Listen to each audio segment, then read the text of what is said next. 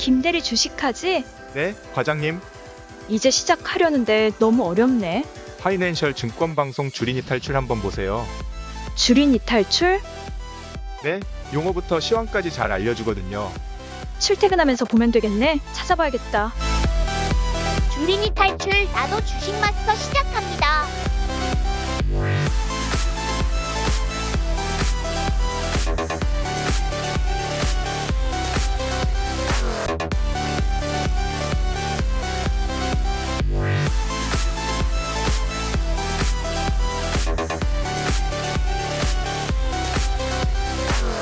안녕하세요. 파이낸셜 증권방송 주식마스터입니다.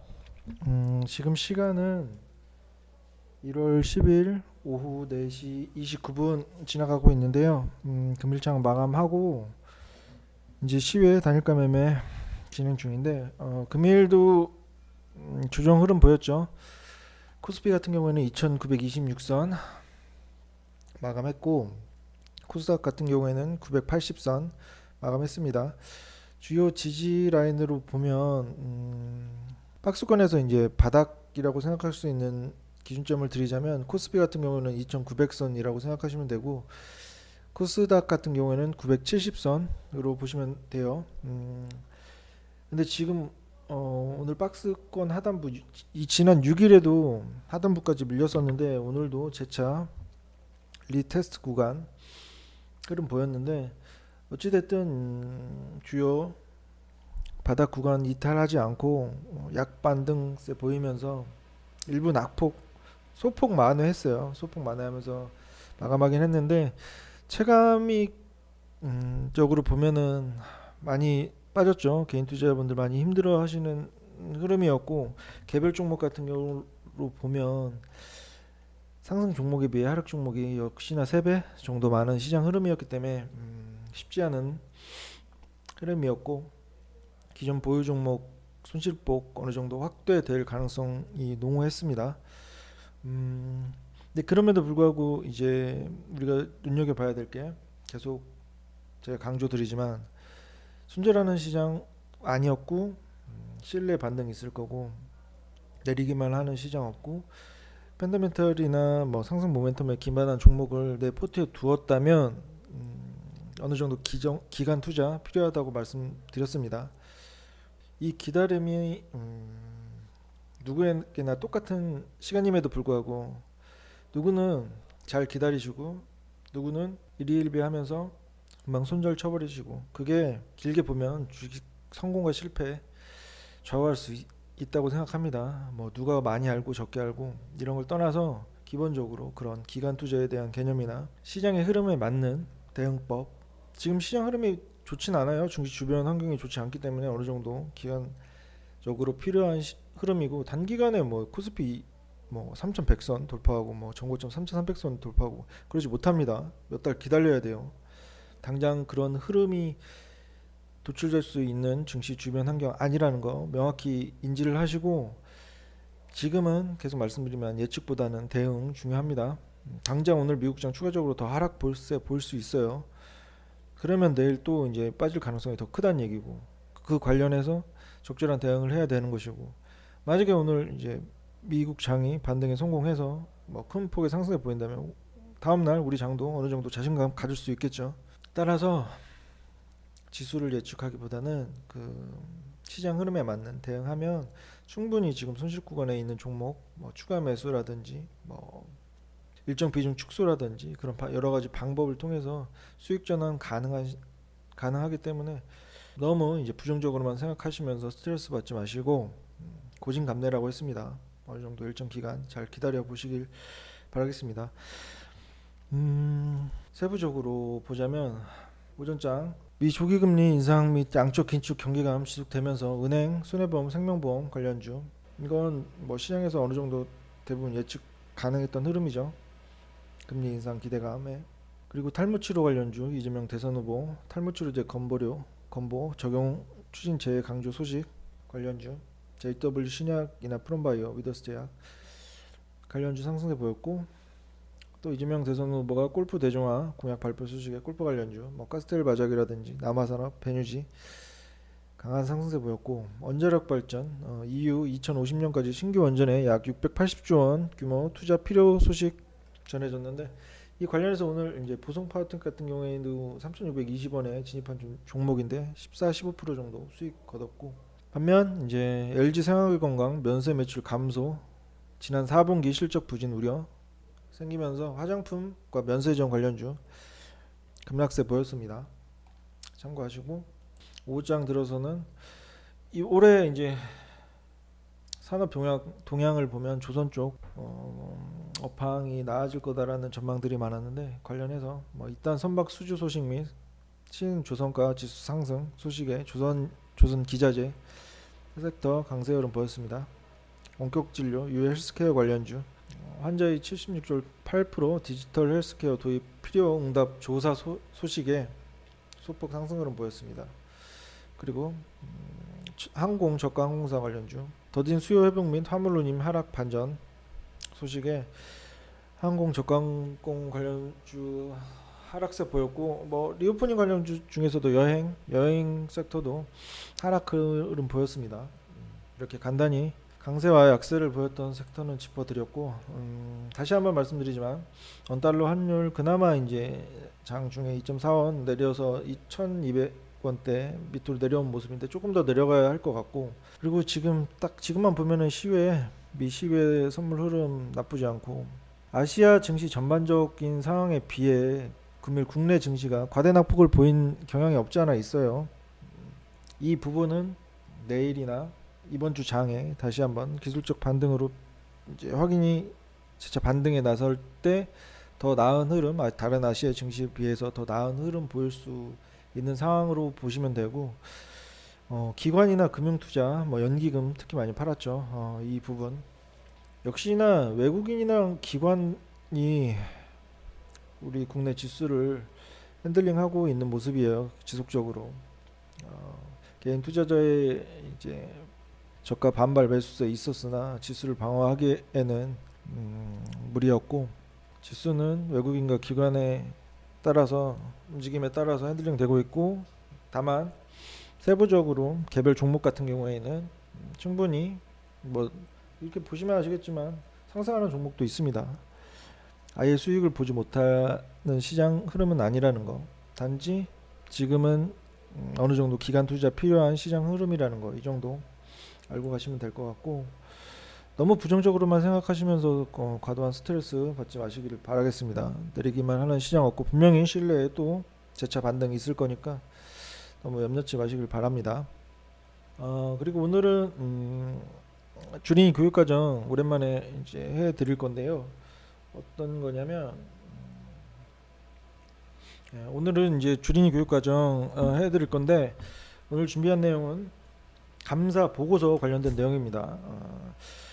이제 어느 정도 주식 투자를 지속적으로 해오신 분도 그렇고 이번에 뭐 신규로 새로 이제 주식들을 하신 분들도 그렇고 대부분 뭐 주식 종목을 볼 때 종목을 파악할 때 유용한 보조 지표라고 해야 되나요?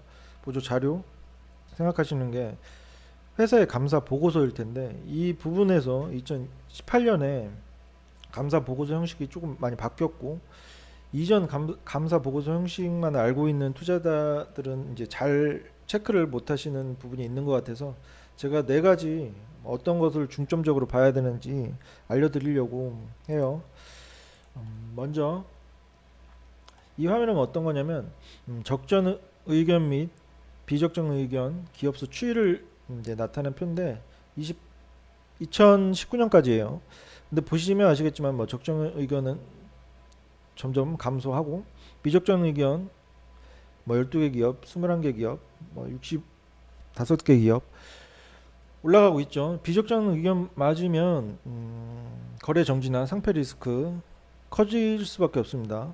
그래서 지금 이러한 흐름을 볼 때 이게 감사 보고서에서 어느 정도 힌트를 얻을 수 있기 때문에 그 전에 우리가 이제 종목을 파악하든 뭐 감사 보고서를 볼 때 이 부분 비적정 의견을 맞을 수 있는지 이 부분 체크를 꼭 하셔야 돼요. 그래서 어느 부분을 봐야 되는지 제가 짚어드릴게요. 먼저 감사 보고서에서 이제 중요한 건 감사 의견을 먼저 우선 확인을 해야 됩니다. 이제 감사 보고서 맨 앞에 나오는 내용인데요. 감사 의견 자체에서 적정 의견 자체는 이제 그렇게 의미가 크진 않은데요. 적정 의견은 어떤 뜻이냐면 재무제표가 IFRS죠. 회계 기준에 따라 적정하게 표시되어 있다는 의미, 제한적인 의미일 뿐이고 회사의 경영 성과와 재무 건전성을 보장하는 내용은 아닙니다. 반면에 비적정 의견, 예를 들어서 한정이나 부적정이나 의견 거절은 거래 정지나 상폐 리스크가 있기 때문에 이 부분 제일 먼저 확인을 해야 됩니다. 그리고 두 번째, 핵심 감사 사항을 확인해야 되는데 이 부분이 중요해요. 재무 상태나 경영 성과 분석 시 이제 주의해서 살펴봐야 되는데 회계감사 이슈가 여기에 많이 들어 있습니다. 정확하게 그리고 좀 자세하게 확인을 해봐야 되는 부분이고요. 핵심 감사 사항. 그리고 세 번째로 이제 계속 기업 관련 중요한 불확실성이 있는지 특히 유의를 해야 되는데 이제 계속 기업에 관한 중요한 불확실성이 기재돼 있을 거예요. 감사 보고서에 어떤 기업은 이렇게 기재가 되면 감사 의견에서 적정 의견이 나오더라도 재무나 영업 환경 등이 개선되지 않을 경우에는 향후에 이제 상장 폐지나 또는 비적정 의견이 될 위험성이 높다고 보시면 됩니다. 실제로 계속 기업 불확실성이 기재되지 않은 경우에 비해서 1년 이내 상장 폐지되거나 비적정 의견을 받은 비율은 2018년 기준으로는 약 11배가 높았어요. 그러니까 계속 기업에 관련 중요한 불확실성이 기재된 회사는 주의해야 된다는 점. 뭐 매매 자체를 하면 안 되겠죠. 이런 기업 같은 경우 이 부분 특히 중요하다는 거 알고 가시고, 그리고 이제 마지막으로 강조 사항으로 기재된 내용도 꼼꼼히 살펴봐야 되는데 여기에는 뭐 합병이나 이러한 관련된 영업 환경의 변화, 뭐 중요한 소송에 관한 내용, 뭐 코로나19 영향으로 인한 향후 회사의 재무 상태나 경영 성과 등에 이제 중요한 영향을 미칠 수 있는 상황이 기재되는데 이 부분도 중요하게 파악을 해야 됩니다. 그렇게 어렵지 않죠.